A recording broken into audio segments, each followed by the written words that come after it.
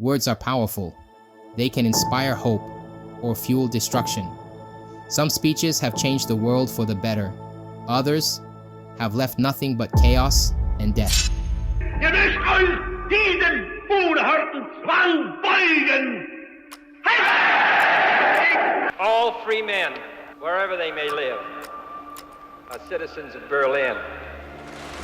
And therefore, as a free man, I take pride in the words, Ich bin ein Berliner. And we as a people will get to the promised land. I know that everyone here will soon be marching over to the Capitol building. I'm gonna show you how great I am. Germany, 1933.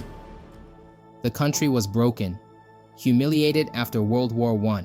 People were desperate, angry, and then one man gave them something to believe in.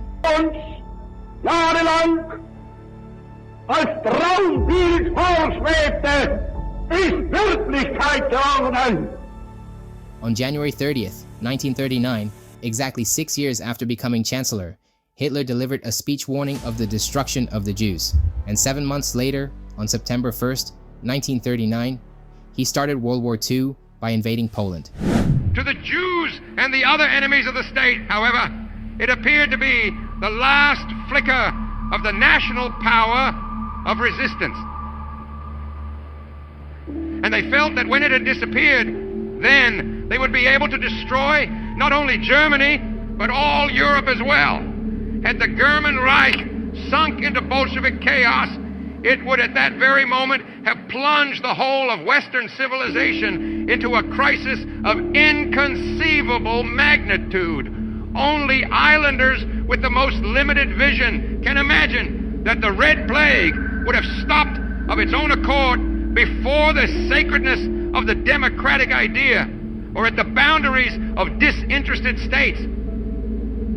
The rescue of Europe began at one end of the continent with Mussolini and fascism. National Socialism continued this rescue in another part of Europe, and at the present moment we are witnessing in still a third country the same drama of a brave triumph over the Jewish international attempt to destroy European civilization. What are 6 years in the life of one man, much less in the life of the peoples? Indeed, in sharpest contrast to the solemn promise of the right of self-determination, the peace treaty of Versailles even forbade the union of the Germans, of the Ostmark, with the Reich at a moment when efforts were being made in Austria to give effect to the right of self-determination through plebiscites. All efforts to bring about a change in the situation through the normal method of reasonable revision had hitherto failed and were bound to fail in the future. In view of the well-known attitude of the Versailles powers, indeed, all the articles dealing with revision in the Covenant of the League of Nations had only a platonic significance. I myself, as a son of the Ostmark, was filled with the sacred wish to solve this problem and thus lead my homeland back to the Reich. In January 1938, I finally resolved that in the course of that year, in one way or another, I would fight for and win the right of self-determination for the 6,500,000 Germans. Hitler was a master of emotional manipulation. He didn't just speak, he performed. Every pause, every gesture, every explosion of his voice was calculated. He made his people feel powerful when they were actually weak. Germany in the 1930s was suffering. Millions were unemployed, the economy was collapsing, and the Treaty of Versailles had left them humiliated. Hitler knew this. He gave them an enemy, the Jews, communists, the West. He made them believe they were victims and that he was their savior.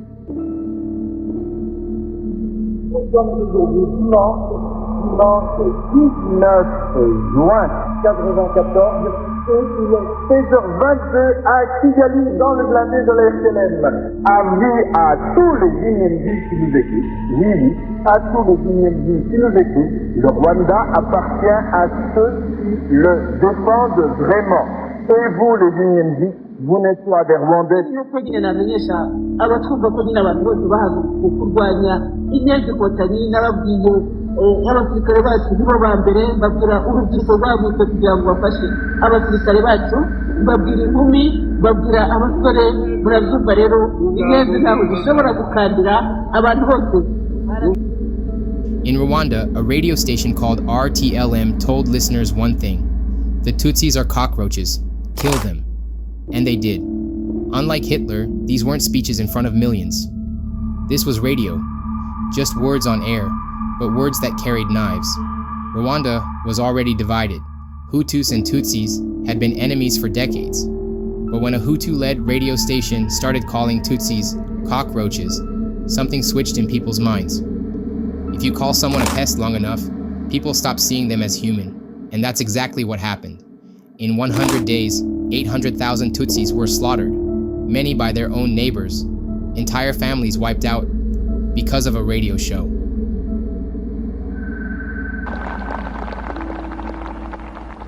So even though we face the difficulties of today and tomorrow, I still have a dream.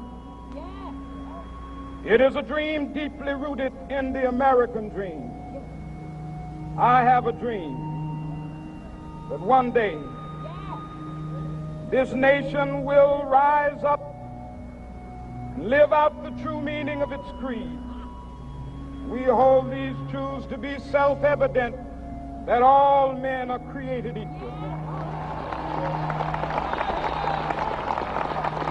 Some speeches are dangerous because they lead to war, genocide, or blind loyalty. But this speech was dangerous to oppression, to racism, to a system built on hate. Martin Luther King Jr. didn't use threats. He didn't call for revenge. Instead, he stood in front of 250,000 people and challenged America to live up to its own promises: freedom, equality, justice, and that was the biggest threat of all to those in power. This was a speech that shook the foundation of the country, and for some that was terrifying. Donald Trump had just lost the 2020 election. Joe Biden won, but Trump refused to accept it.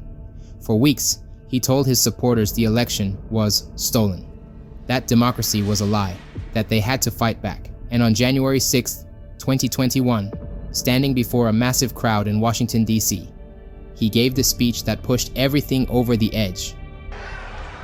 I know that everyone here will soon be marching over to the Capitol building to peacefully and patriotically make your voices heard. Today we will see whether Republicans stand strong for integrity of our elections, but whether or not they stand strong for our country. Minutes later, the U.S. Capitol was under siege. This was not just a political rally. It was a spark that led to one of the darkest days in modern American history. The White House, Donald Trump encouraged his loyal base to fight to overturn the result of this bitterly contested election.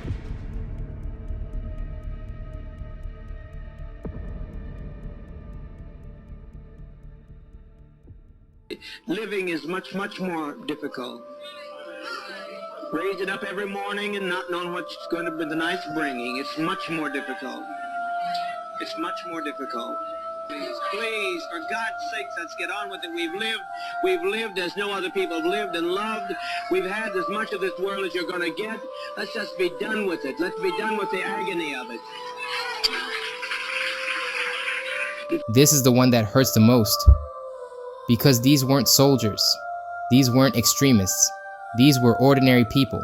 Mothers, children, families, who trusted a man so much, they drank poison because he told them to. Jim Jones started as a preacher, promising racial equality and a utopian community. But over time, his sermons became darker. He convinced his followers that the world was evil, that the government was coming for them, that the only escape was together, in death. And on November 18th, 1978, he gave his final speech. In that moment, 909 people, including 304 children, drank cyanide-laced Kool-Aid. Some refused, but they were forced. Others begged for their children to live, but no one did.